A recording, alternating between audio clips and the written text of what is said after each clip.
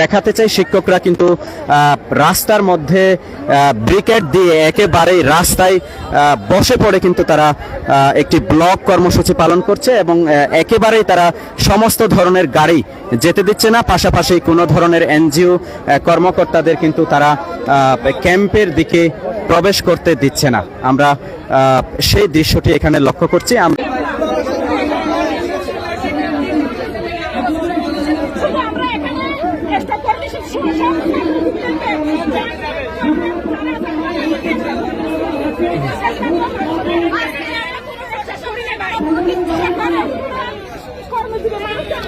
আপনাদের সাথে কি কথা হয়েছে সেনাবাহিনীর সাথে যদি একটু জানাতেন, কি কথা হয়েছে সেনাবাহিনীর সাথে?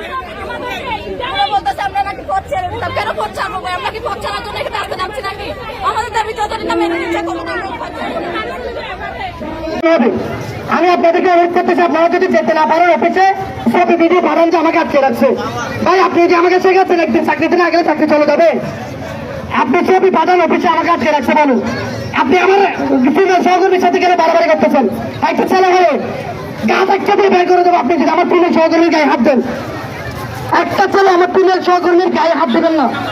ওরা এখানে আছে, চাকরি হারে এখানে আছে, ওরা